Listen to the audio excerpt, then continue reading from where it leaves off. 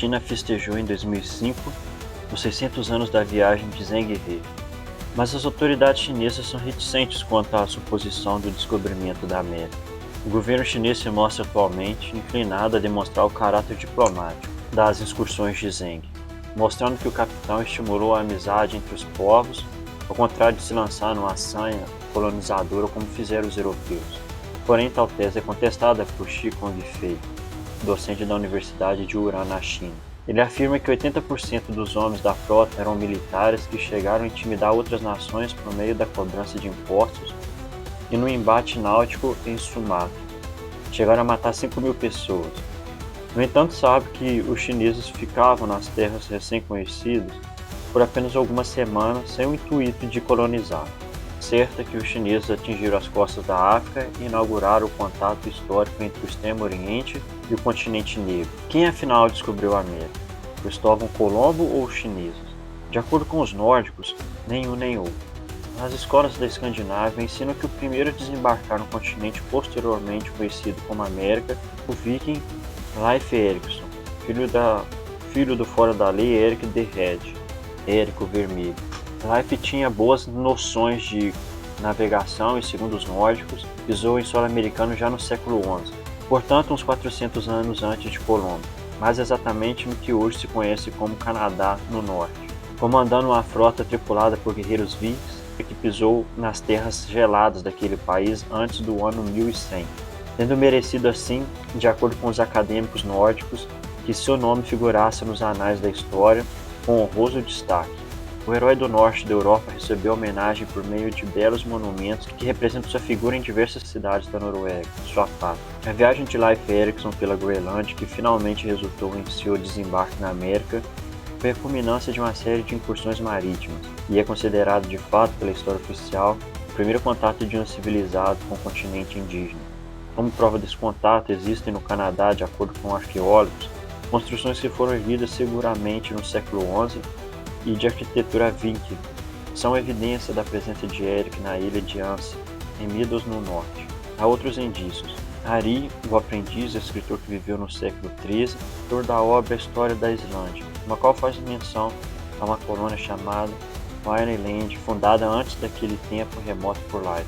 As provas fazem desse herói naval norueguês um dos mais importantes desbravadores da história, comparável ao genovês Colombo e a Pedro Álvares Cabral, que, entretanto, não recebeu nos anais da história destaque comparável aos deles, ao contrário do culto que lhe é prestado entre os nórdicos, seguramente porque suas descobertas não levaram aos mesmos resultados daqueles dos navegantes italianos, europeus, espanhóis e franceses, a saber, a intensificação da influência entre culturas diversas e, principalmente, das trocas comerciais. Até mesmo a atribuição da descoberta do Brasil a Cabral foi posta sob suspeição. Um personagem chamado Duarte Pacheco teria, segundo se afirmou, atingido o norte do Brasil 2 anos antes de Pedro Álvares Cabral aportar na Bahia. Jorge Couto, professor da Universidade de Lisboa, afirmou há quase 20 anos no seu livro Construção do Brasil que o rei Dom Manuel I, conhecedor da viagem feita por Cristóvão Colombo 6 anos antes, enviou Pacheco, em 1498, para explorar as terras das Américas do Sul, então desconhecidas. Muitos historiadores portugueses adotaram hoje a tese de que Duarte Pacheco chegou efetivamente antes de Cabral às terras brasileiras. Há ainda outra versão para a descoberta da América. Nos anos 50, um historiador norueguês chamado Thor Heyerdahl lançou a teoria de que polinésios vindos da Ilha de Páscoa colonizaram o Peru no ano 800 d.C.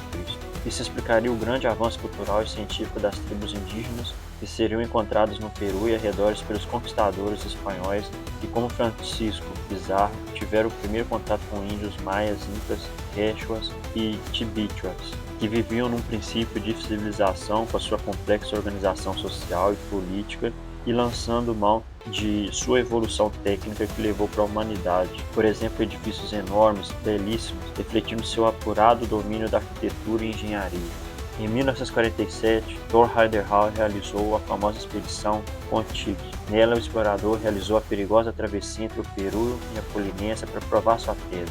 Por um tosco navio de madeira, tirou diversas fotografias que estão figuradas no seu livro A Expedição Kon-Tiki, 8.000 quilômetros numa jangada através do Pacífico. A expedição Kon-Tiki, que foi material para obras cinematográficas, serviu para provar a viabilidade da viagem da Polinésia à América do Sul com os meios disponíveis há 12 mil anos, disponíveis há 1.200 anos, os mesmos métodos primitivos empregados por Heidenreich. Outra sugestão de contato entre povos civilizados e a América pré-histórica é a Pedra da Gávea.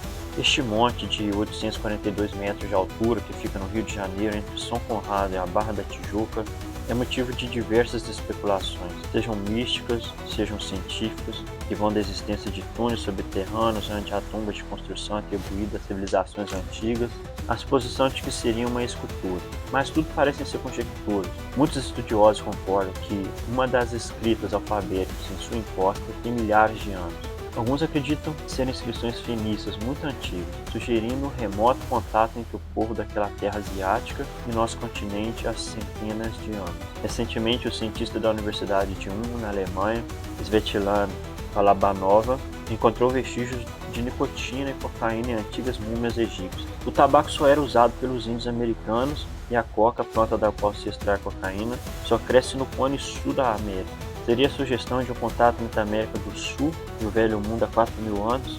Até agora, tudo são conjecturas e os estudos prosseguem com defensores e críticos das teorias que falam de ligações entre povos antigos e civilizados em tempos tão remotos.